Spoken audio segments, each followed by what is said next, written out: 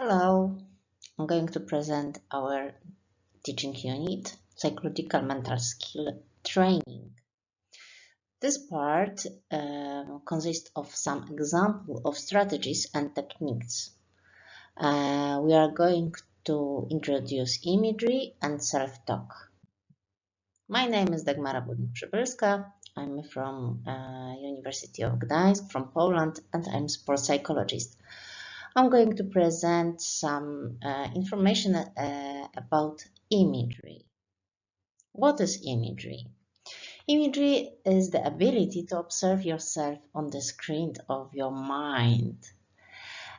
This is also a multisensorial mental representation of the image of actions or object and situations without an actual experience and without appropriate sensory input.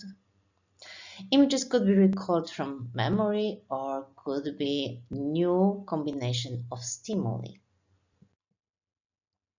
Here are theories of imagery: psycho-neuromuscular theory, symbolic learning theory, dual code theory, bioinformational theory, triple code model, psychological skills explanations, and functional equivalence. And first, I'm going to present psychoneural muscular theory. This theory evolved out of the ideomotor principle, which suggests that during imagery, localized muscular activity occurs, weaker in magnitude but identical in pattern to muscle activation during actual movement. Imagery enhances performance by producing minor innervations, and this identical to actual execution, providing neuromuscular feedback which allows adjustment to the movement pattern. So when we vividly imagine performing a movement, we use neural pathways similar to those we use in actual movement. Next is symbolic learning theory. And according to that theory, imagery helps to rehearse the movement patterns and facilitates the learner symbolically code these patterns in the central nervous system. Imagery is a kind of coding system to help people understand and acquire movement pattern.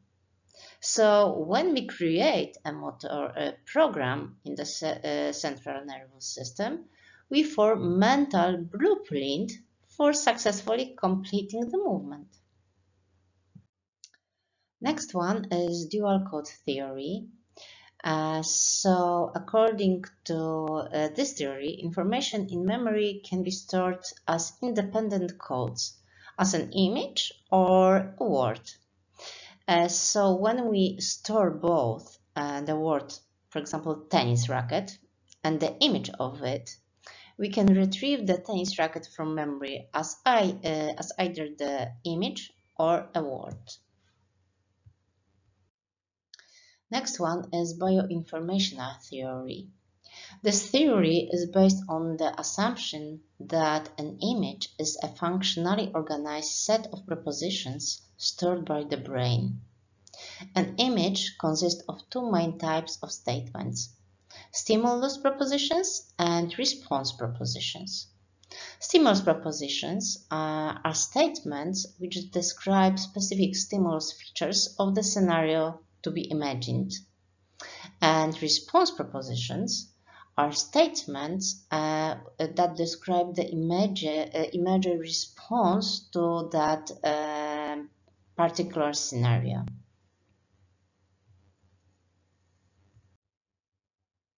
According to triple code model, imagery has three components: the image, somatic response, and image meaning.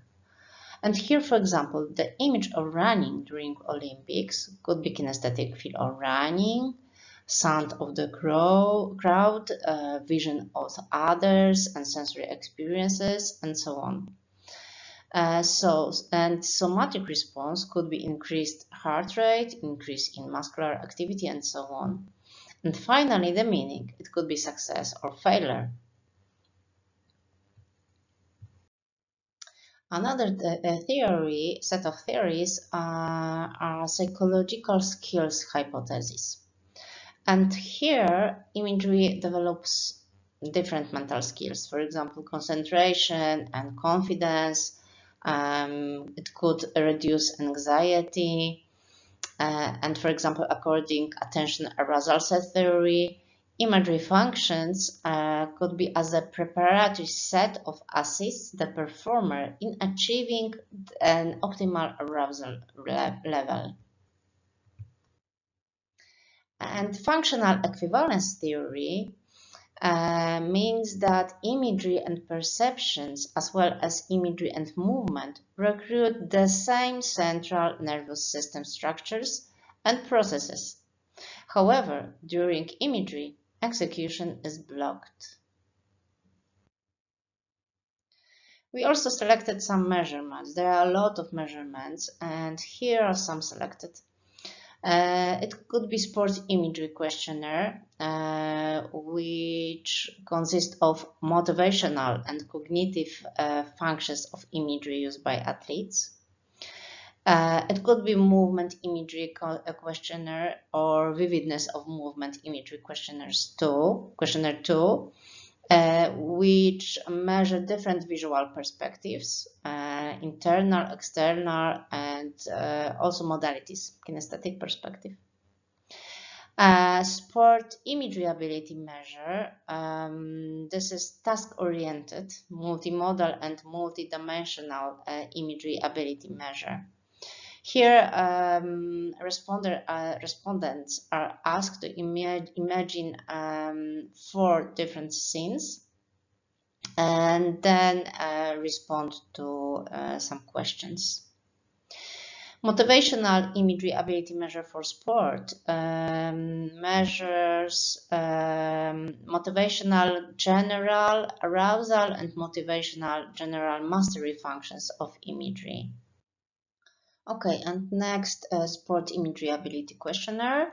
It measures contents which athletes frequently use in their sport. So it measures skills, strategies, goals, affects, or mastery.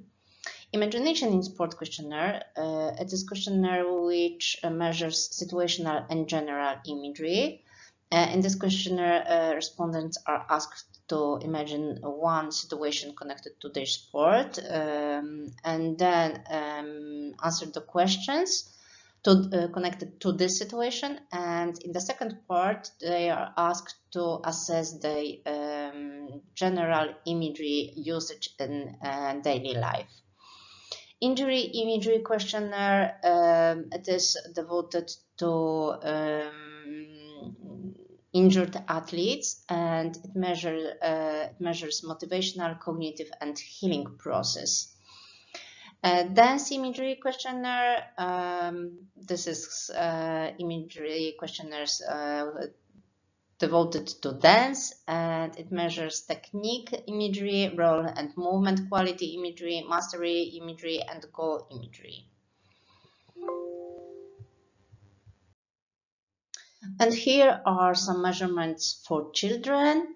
Movement imagery questionnaire for children. It measures kinesthetic and visual dimensions of motor imagery using internal and external perspectives. The sport imagery questionnaire for children measures cognitive and motivational imagery, and active play, children's active play imagery questionnaire measures fun, social, and capability. And we are in the intervention section. Here you can see there is the systematic review of the PETLAB model, and this article concerned the intervention in which a PETLAB model was used with young athletes. And Also, when we use imagery, it's very famous to use combining action observation and motor imagery interventions. And here you can see the recommendations for these processes. And also there are other papers connected to interventions, for example, to increase flow state, effects of imagery intervention in sport. Here you can see the meta-analysis. And also in one chapter, this is the information about imagery interventions in sport by Jennifer Cumming and Richard Ramsey. Here you can see references and suggested reading and another and questions, evaluation questions. Thank you for your attention. Welcome to the second part of this lesson about strategies and techniques that can be used in psychological skill training. My name is Maurizio Bertollo and I'm going to present self-talk in sport. The outline of my presentation is presented here, and we will speak about the definition of self-talk, the different categories of self-talk, speaking about the organic self-talk as well as the strategic self-talk, and we will finish with the different interventions that we can implement using self-talk, and specifically I will provide some guidelines for self-talk intervention, finishing with the assessment that we can do involving self-talk. So self-talk is the syntactically recognizable articulation of an internal position that can be expressed internally or out loud, where the sender of the message is also the intended receiver. So synthetically, we are speaking to ourselves. So more in deep, self-talk is the verbalizations addressed to the self, overtly or covertly, characterized by interpretative elements associated to their content. So it can reflect a dynamic interplay between organic, spontaneous, and goal-directed cognitive processes, or conveying messages to activate responses through the use of predetermined cues developed strategically to achieve performance-related outcomes. So the categories of self-talk are mainly organic self-talk on one way, which can include spontaneous and goal-directed self-talk. On the other way, we can have two types of strategic self-talk, which are motivational and instructional self-talk. Speaking about the organic self-talk, so we can define this type of self-talk, the natural and spontaneous inner dialogue that individuals engage in with themselves. It involves the through reflection and internal discussion that occur without conscious effort or external influence.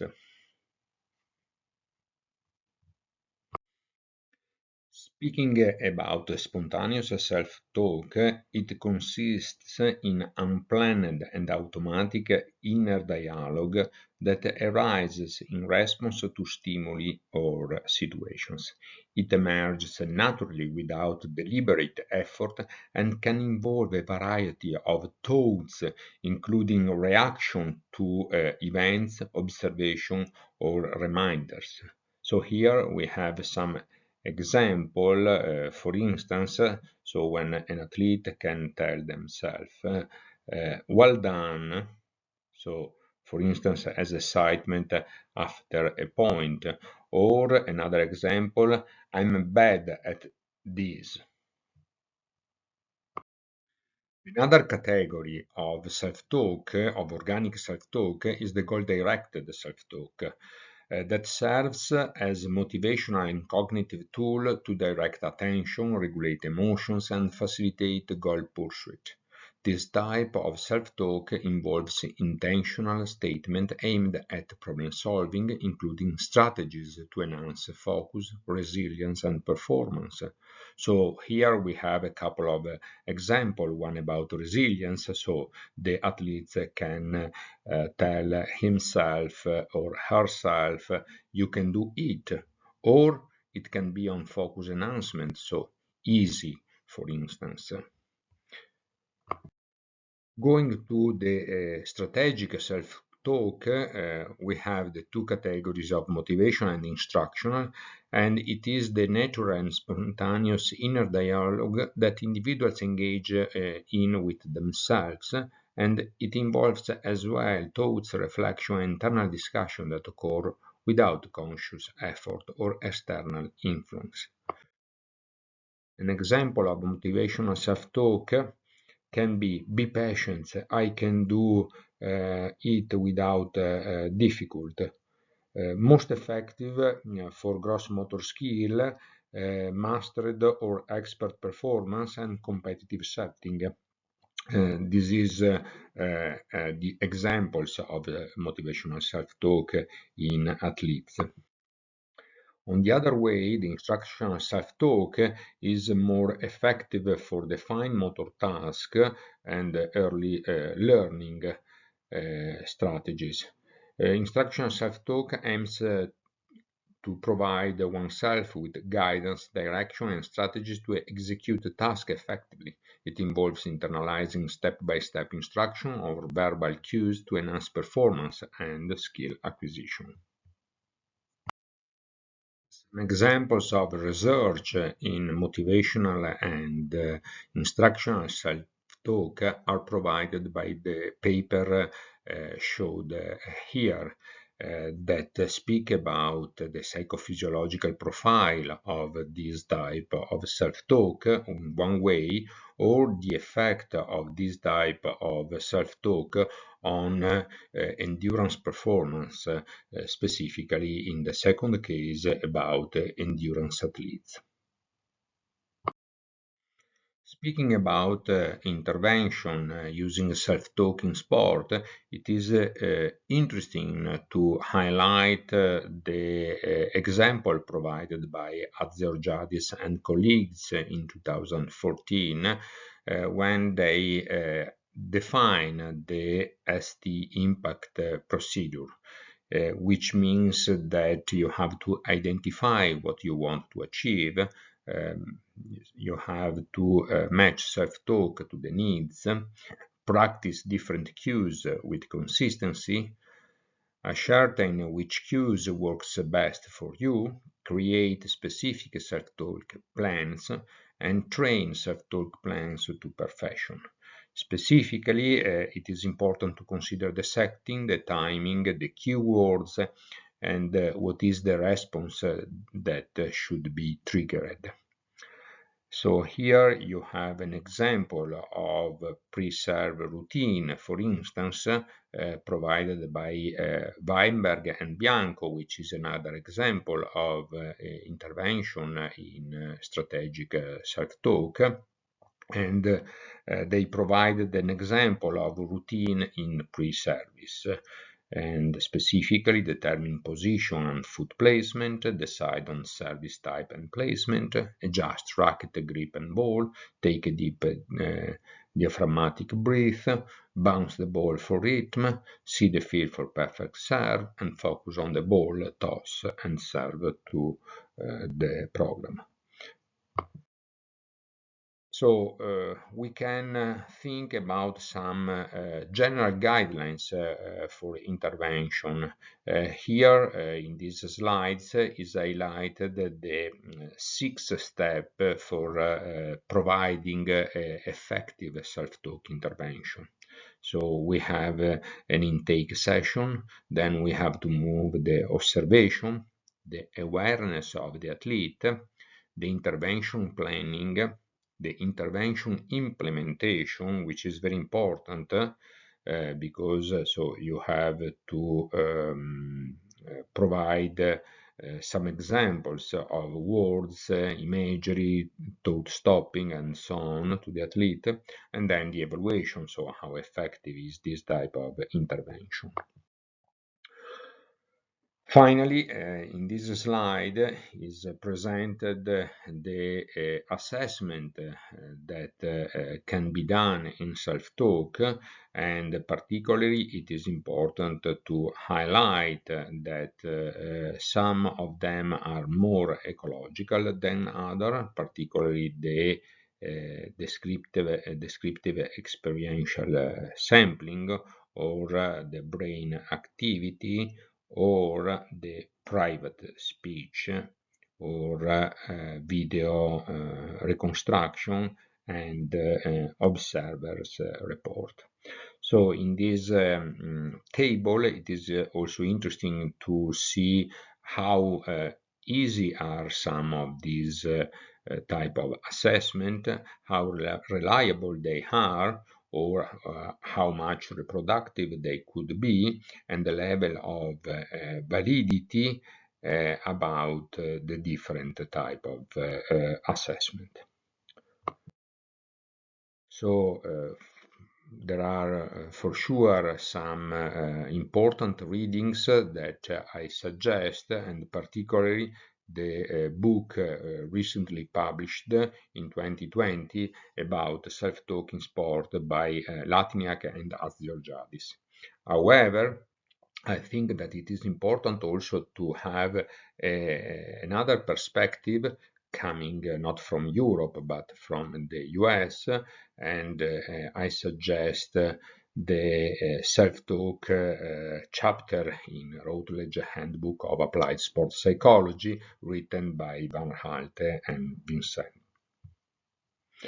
I hope that this short video about self-talk can be useful and interesting for you, and I wish you the best in your practice in sports psychology.